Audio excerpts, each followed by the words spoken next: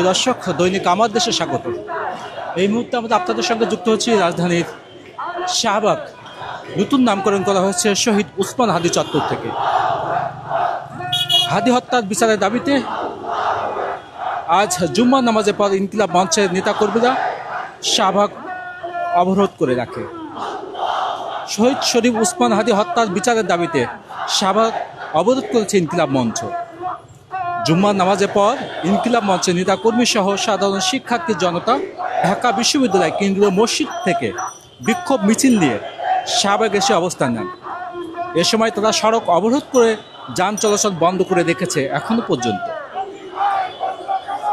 অবরোধকারীরা নারায়ে তাকবীর, আল্লাহু আকবার, দিল্লি না ঢাকা, ঢাকা ঢাকা, এক হাদির লোকান্তরে লক্ষ হাদি লড়াই করে, লিগ ধর জেলে ভর ইত্যাদি বিভিন্ন স্লোগান দিতে থাকেন। এখনও স্লোগানে মুখরিত রেখেছে এই শাহবাগ। অবরোধ থেকে ইনকিলাব মঞ্চের সদস্য সচিব আব্দুল্লাহ জাবেদ ঘোষণা দেন, হাদি হত্যার বিচার না হওয়া পর্যন্ত তারা শাহবাগ অবরোধ করে রাখবেন। প্রয়োজনে আজ রাতও শাহবাগে অবস্থান করবেন, তেমন ঘোষণা কিন্তু তিনি দিয়েছেন। ইনকিলাব মঞ্চের সদস্য সচিব আব্দুল্লাহ জাবেদ হাদি হত্যার বিচারের দাবিতে এই দাবি কিন্তু তিনি তুলেছেন এবং ইনকিলাব মঞ্চের সদস্য সচিব আব্দুল্লাহ জাবেদ তিনি বলেছেন, হাদি হত্যার বিচার না হওয়া পর্যন্ত তারা এই শাহবাগে অবস্থান করবেন। এখন এই মুহূর্তে আমরা দেখানোর চেষ্টা করছি, আপনারা নিশ্চয়ই দেখতে পাচ্ছেন যে স্লোগানে মুখরিত এই শাহবাগ চত্বর। আমরা এখানে আসা কিছু মানুষের সঙ্গে কথা বলবো। ভাইয়া, কোথা থেকে এসেছিলেন এবং কেন এসেছিলেন আপনার কাছে একটু জানতে চাই।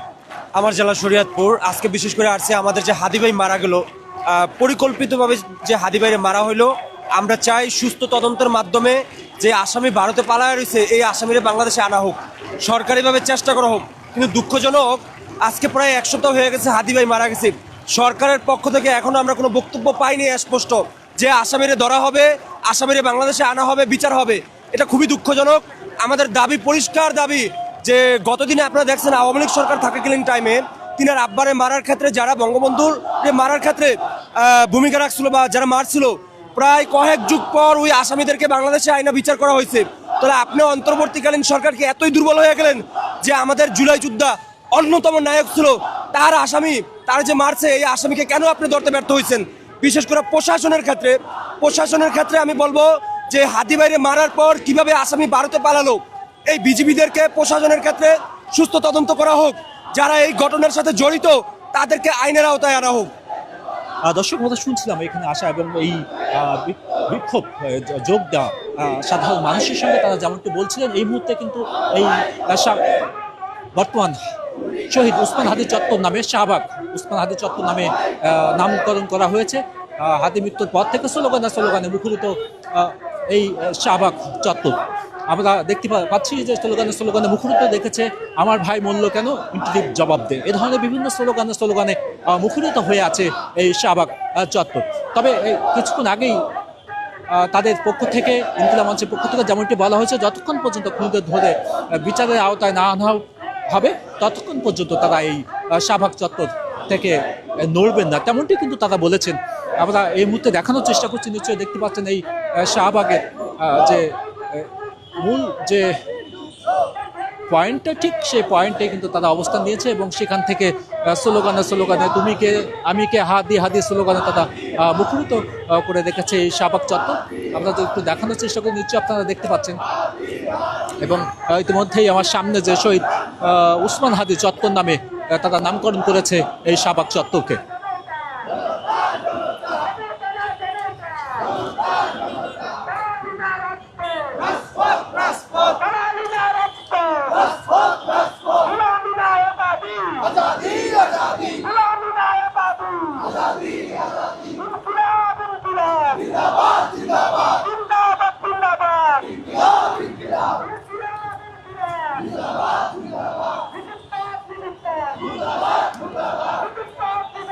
দর্শক, আমরা সরাসরি দেখানোর চেষ্টা করছি আমাদের ফেসবুক লাইভ থেকে। কে কোথা থেকে দেখছিলেন আমাদের লাইভটি কমেন্টের মাধ্যমে আমাদেরকে জানাতে পারেন।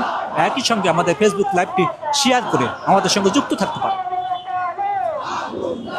শহীদ উসমান হাদি বিচারের দাবিতে শাহবাগে অবস্থান নিয়েছে ইনকিলাব মঞ্চ।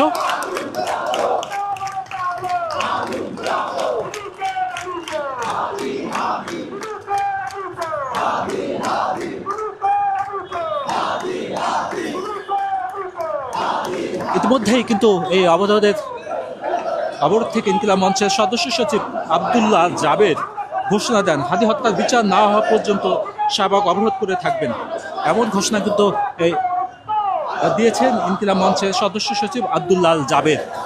তারপর থেকে কিন্তু তারা দুপুরের পর জুম্মার নামাজের পর থেকে তারা মূলত এখানে অবস্থান নেয় এবং এখানে তারা এই শাহবাগ চত্বরেই তারা আসরের নামাজ কিন্তু আমরা আদায় করতে দেখেছি এই শাহবাগ চত্বরে।